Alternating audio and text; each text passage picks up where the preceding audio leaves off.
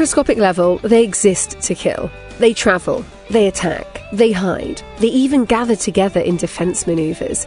Pathogens are the enemies of every member of the healthcare team. On Pathogens and PPE, we give you the tools you need to fight these threats and win. So sit back, tune in, and let's make these microbes tremble at the sound of your name.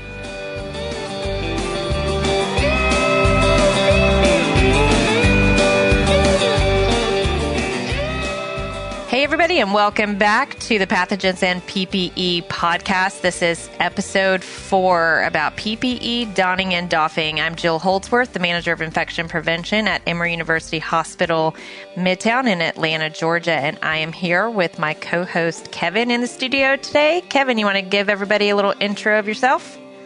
Sure thing. Yes, my name is Kevin Anderson, clinical education specialist at Healthmark Industries.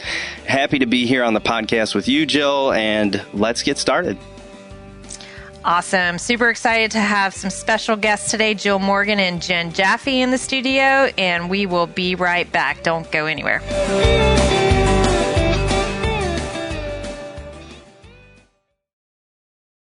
Hey, everybody, and welcome back to the Pathogens and PPE podcast. This is episode 4, and we are focusing all on donning and doffing of PPE. Now, on the last episode, we talked about basics of PPE. Why is it important? What are we wearing? Why are we wearing it? And today, we are going to talk about donning, doffing. How should we do it? Why is it important to pay attention to how we do it? And we have some really special guests in the studio today with me and my co-host, Kevin. So I'm going to ask them to go ahead and introduce themselves to you and why they are passionate about donning and doffing. I'm going to start with a colleague of mine, Miss Jill Morgan.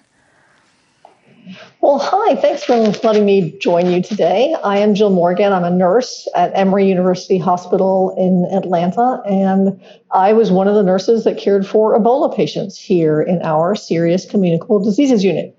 And now I'm the site manager for that unit, and it was during that experience back in 2014 when I realized just how little I knew about PPE. So since then, it has become my mission to learn more and to teach more and to try to make the bedside or any kind of healthcare role that puts you at risk a safer place to be and a safer place to work. So yeah, I'm definitely passionate about it. So you may have to tone me down a little bit.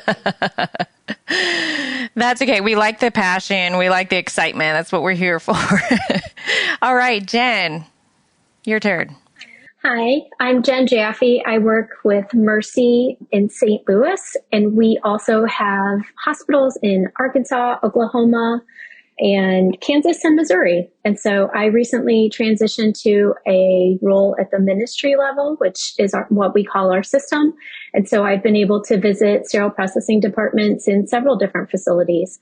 I initially got excited about sterile processing when I was studying for my certification in infection control and realized how vital the work is to the prevention of surgical site infections and also in just improving the outcomes of our patients. Awesome. Thank you guys both for being here. And this is such a cool topic because donning and doffing, I think, touches all of us, no matter what we're doing, whether it's in isolation with IPs, whether it's in the OR. But for sure, when we're talking about the work in decon, and this is kind of a passion project of mine, making sure that we're safe in decon.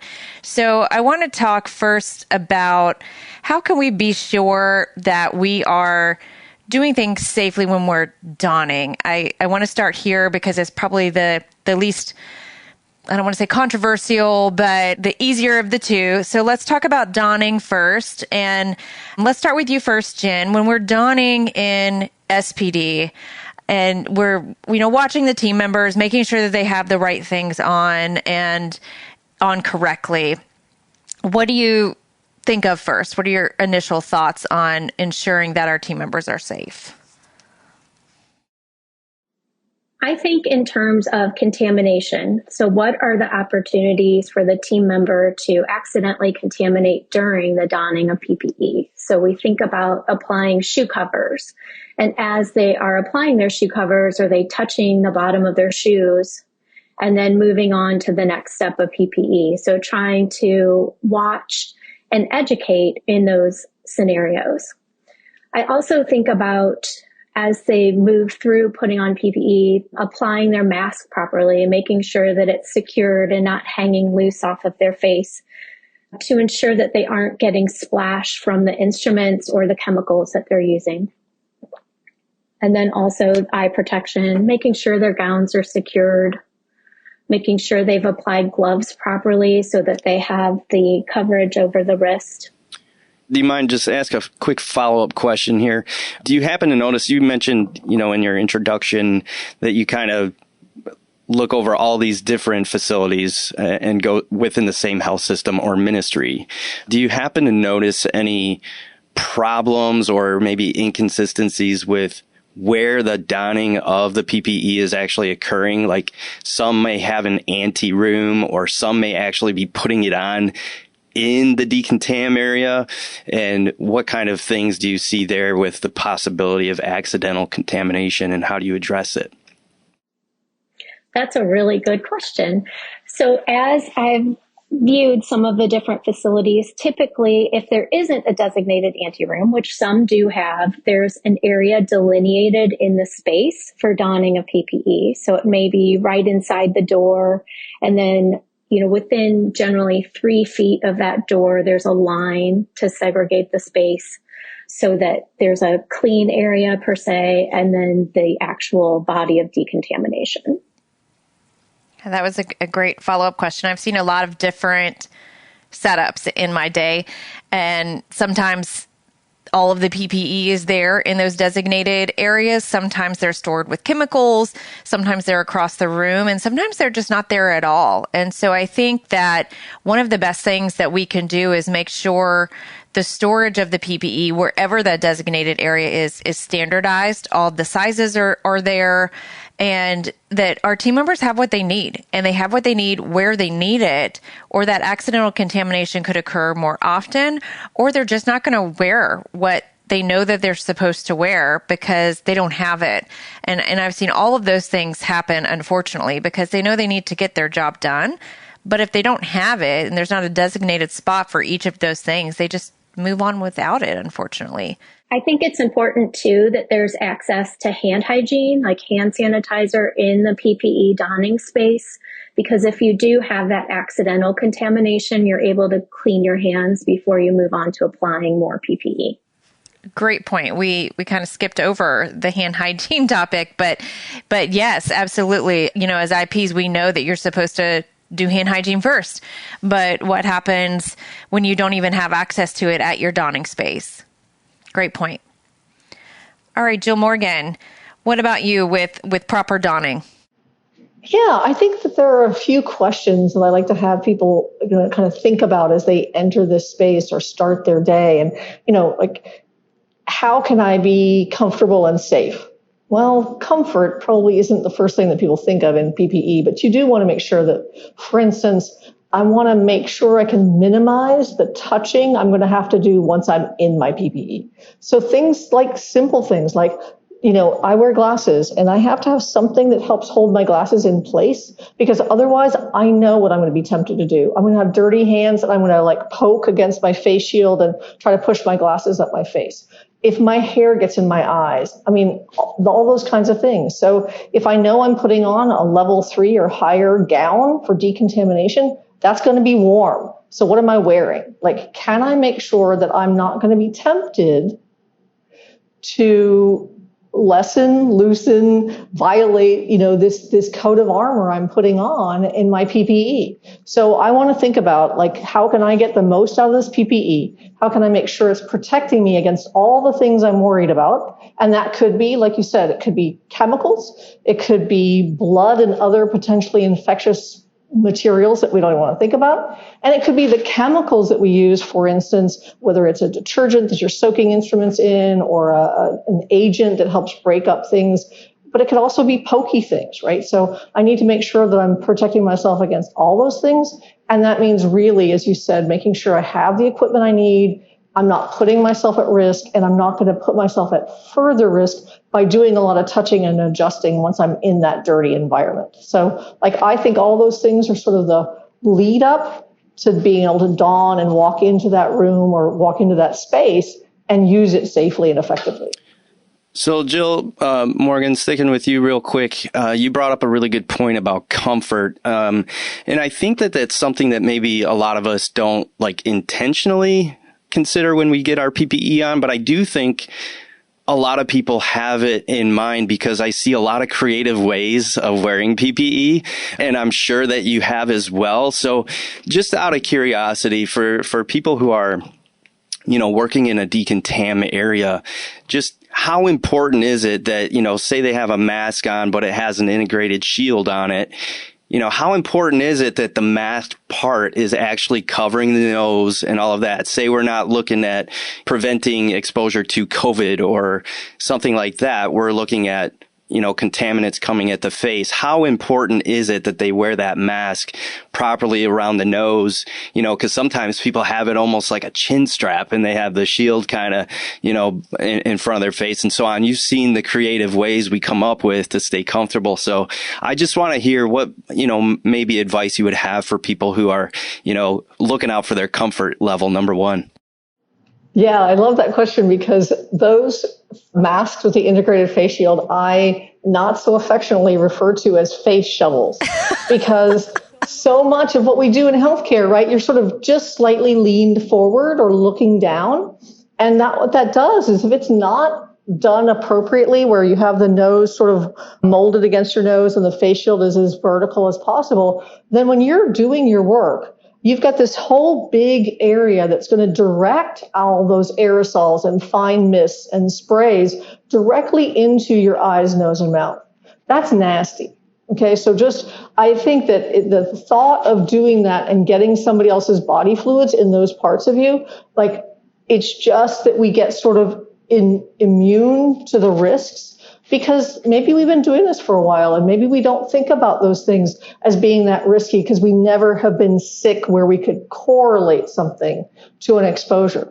And I think that's the danger across healthcare that I'm sure Jill Holdsworth can wax poetic about, is that one of the hard parts is that because an illness can be fairly far removed from an exposure, it's really hard to do those root cause analysis or proximal cause analysis and figure out exactly what caused that pink eye perhaps you had, or the upper respiratory infection you had, or just that eye irritation. When you get tired or finished at the end of your day and your eyes hurt, maybe it's because you've had some stuff hit them that shouldn't have. So I think that it is a balance. When I say comfort, I mean so that I can go in and not feel like I'm going to rip everything off because I'm so hot I can't stand it. But I don't want you to sacrifice the protection you're getting in order to be comfortable. And those are such great points. And I think that's something that everybody does need to consider, that you want to be protected. That's the number one thing. You want to keep yourself safe because you also want to keep your family safe and anybody else that you are around safe. And that does sacrifice a little bit of comfort sometimes, but the comfort you're talking about is comfortable enough to do my job and to do it efficiently and adequately. But I might not be 100% comfortable like hanging out on the couch watching TV. It's not that comfortable. I love your term face shovel. I might have to use that from now on. You should coin that as your own term. I've never really thought about it like that, but now I can't stop laughing about it in my head. I can't unsee it as a face shovel. So that was awesome.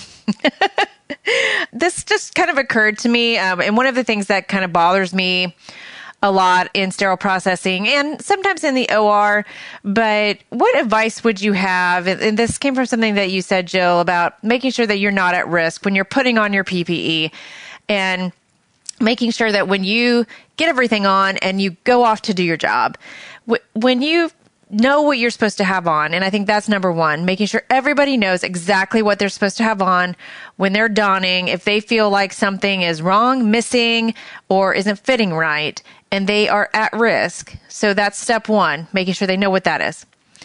Then are they supposed to just go off and do their job and just say, well, I've almost got everything on?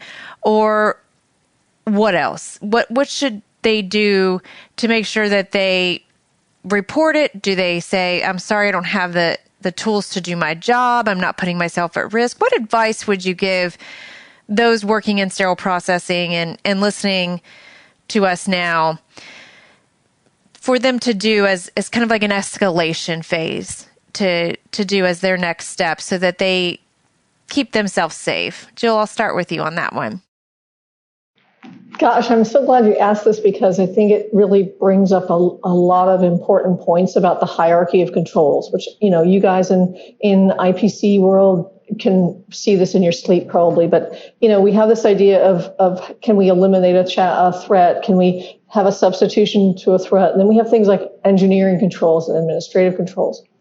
And at the very bottom of that, we have, of course, the PPE. But I think what you're talking about is the PPE can only work if the pieces above it are in place. So, for instance, administrative controls are the things that you're talking about. It's things like the protocols, the planning for who stocks that PPE and who chooses that PPE and who makes sure that those things are available.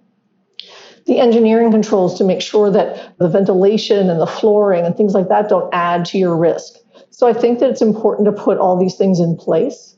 And then I also want to say that while PPE is that last tip, that triangle, the pointy end of the triangle that says this is the last step, really, I think people have missed the teeny tiny point, which is doffing correctly.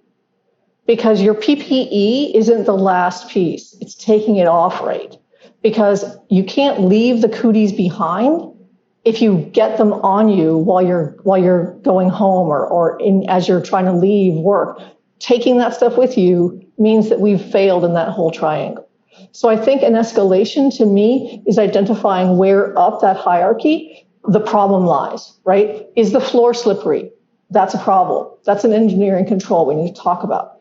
Is somebody not stocking this? Did somebody pick or stock the wrong thing? It's not a level 3 gown.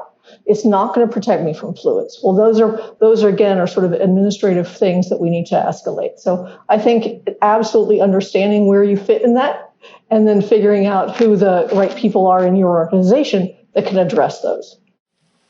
Yeah, great points, Jill. I wonder about the same things a little bit before we kind of delve further into the doffing part. Jen, what about situations where I see this a lot in sterile processing, especially in the first early shifts? I know I'm getting kind of specific, but I think that this applies in a lot of different ways. Sometimes it's different staff like clinical engineering. Sometimes it's sterile processing staff. But the decontamination area in some hospitals can look to the untrained eye to be pretty clean. And so if I'm just going to go in there for 1 second to check on this or check on that or whatever, what should a policy look like in terms of donning PPE in that circumstance where you're just going in for something quick or whatever, or maybe it's a clinical engineer coming in to look at the equipment, something like that. I see a lot of times, even unfortunately, sales reps too, they might come in to drop off a tray of instruments. They have no PPE on. What kind of policy procedure would you have around that when it comes to just entering decontam? I think that's a really good question. So some areas have instituted like a safe zone or a drop-off zone where basically where the door opens, they may have a cart right there where you can place your instruments. And that way you're not crossing into the area that's where instruments are being actively cleaned in the space. That's one way that some of those things are mitigated, but usually there's a delineation, like a sign that hangs from the ceiling or something painted on the floor or in some way that indicates that once you cross this space, you need to be in your PPE. So if you have clinical engineering coming in to work on a computer next to a sink, they need to be in that full PPE and the policy should state that. Typically, I see that on signs posted, it's kind of like the OR has that you must be in your attire to cross the space. And that's typically what I see in sterile processing department. Yeah, I think that was a great answer, Jen. I think that a lot of people don't understand why you have to have the extra PPE on in decontam, and we have to constantly keep reminding people and re-educating those that maybe don't go in there as much why you need to put on the extra PPE and that you don't want to be splashed by what's going on in that sink, and that there are different rules than going into the other side of sterile processing and even EVS. Those kinds of ancillary departments need to constantly have that training and reminders. And speaking of training, I wanted to move into the doffing question and how we can make sure people are properly trained on doffing, because it is so important and it can be very difficult. And for those of us who have worked in decon or in an Ebola unit and know how hot it can get in this extra PPE, and the first thing we want to do when we get done with our work is get that PPE off of me because I'm so sweaty. So twofold question here. One, how do we make sure people remember to slow down and not rip the PPE off as fast as they can? And two, how do we make sure that we train people and routinely keep training people to do it correctly, especially when sometimes there might be only one person in decon, so we don't have that buddy system all the time to watch people multiple times a day doffing. Jill, why don't we start with you? I know you've had a lot of experience with this kind of work. Yeah, and I do think training, of course, is so important to this, and not only what people should do, but the whys behind it, because I think the whys are what stay with you, so that even if there isn't somebody looking over your shoulder, or you're not being checked off annually or whatever your process is, that you understand the whys and you have a vested interest in meeting those. So I don't want to take something home. I don't want to have body fluids on my clothing or my socks or anywhere else. And I think that that's so important to get why it happens that way. I think there are a lot of really creative ways to do this with training. I mean, certainly people use products like glow germ or some sort of fluorescence. You can use, as people sort of famously did at the start of COVID and during Ebola, like chocolate syrup and, red paint or whatever your favorite thing is. I think that it's difficult for people to realize how easy it is to remove PPE wrong, or to remove it in a manner that lets you contaminate another piece or part. And so thinking about what you're touching and what order you're doing it in, I really love step-by-step protocols. I think a good checklist is just so important, and having it posted somewhere so people can have it reinforced in their minds. And that's a good opportunity for people, as you're building these protocols, to build in things like hand hygiene. If I am going to take off my shoe covers, okay, the next step has to be hand hygiene. I don't want to touch anything else. And if I'm about to touch something that's around my face or my eyes, I want to make sure I've done hand hygiene, or I'm touching those things with clean hands or clean gloves, because my risk of contaminating my face, my hair, my skin, my clothing are really high in this situation. So I do think A, training, B, be creative about training, and then C is making sure you've got a nice protocol that makes it easy and memorable for people to accomplish. I got kind of a follow-up question, and this one could be for either of you, really. I don't know if, Jill Morgan or Jen, if either of you have worked, with surgeons in particular, or maybe just other doctors throughout the department. But they're often obviously kind of de facto leaders just by virtue of their position. And sometimes they don't doff their PPE correctly and provide not the best example for everybody else. And sometimes, just like any of us, might even become pretty cavalier with the whole process. So what are the best ways you've seen, just from your experience, how to handle situations like that, where maybe it's not a surgeon, maybe it's just a very influential tenured staff member or what have you? How do you kind of re-engage them in the process and kind of pull them in and into doing it the correct way? I've found in my experience, a lot of times having that just-in-time conversation, typically pulled to the side. So it's not necessarily calling them out in front of other staff members, but just having that conversation of, I noticed that, or I observed that, not using you language because that tends to put people on the defensive, but just having a conversation and emphasizing why it's important. Because a lot of times as we get used to doing something routinely, the importance of why we're doing things a certain way may not seem as important. But trying to explain the difference between a clean and a dirty task, like as you took your gloves off and then grabbed the center of your gown, this is what I observed, what was on the front of your gown when you did that. And then you touched I noticed that you touched your face afterwards. So just trying to point out those things and then emphasizing, translocation and self-inoculation and all these big words that basically mean I'm putting that dirt on something clean. And I think that's such a good point that IP unfortunately has to do this all the time, where we approach physicians and people in these types of positions quite often and tell them either what we observed or what was reported to us that somebody else observed. And this is one of those areas that you can partner with your IP and that we can run this for you. A lot of times we hear about this because the person that reports it to us probably wasn't comfortable saying it to the chief of surgery or the lead surgeon or whatever.